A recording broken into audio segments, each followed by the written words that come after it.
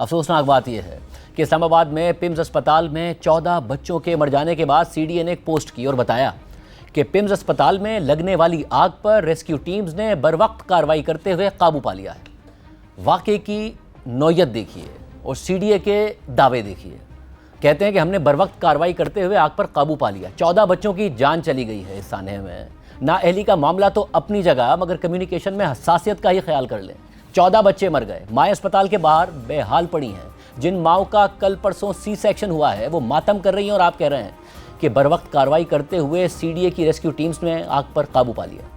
تشویشناک بات یہ بھی ہے کہ آج سے صرف 1.5 مہینے پہلے بھی پمز اسپتال میں آتش زدگی کا واقعہ پیش آیا تھا اور انکوائری بھی کرائی گئی تھی۔ 6 جولائی کو پمز اسپتال کے فیمیل نرسنگ ہاسٹل کے ریسیپشن میں آگ لگ گئی تھی۔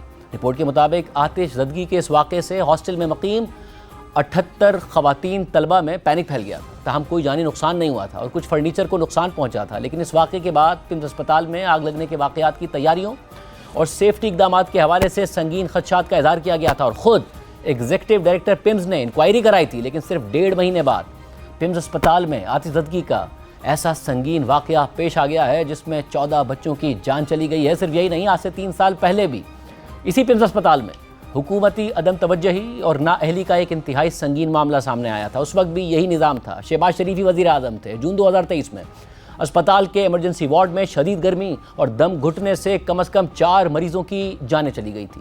اسپتال کا ایئر کنڈیشن کام نہیں کر رہا تھا۔ اس وقت یہ رپورٹ ہوا تھا کہ خود ڈاکٹروں کے مطابق ان مریضوں کو ہیٹ اسٹروک سمیت مختلف طبی مسائل کی وجہ سے پمز کے ایمرجنسی وارڈ میں لایا گیا تھا، لیکن وارڈ میں ایئر کنڈیشننگ سسٹم خراب ہونے کے باعث مریضوں کی پیچیدگیاں اور زیادہ بڑھ گئیں اور آخرکار وہ جان سے ہاتھ دھو بیٹھے۔ یعنی جو مریض باہر گرمی میں ہیٹ اسٹروک کا شکار ہوئے، وہ اسپتال میں آنے کے بعد مزید گرمی اور حبس کی وجہ سے مر گئے۔ نااہلی اور ظلم کا اندازہ لگائیے۔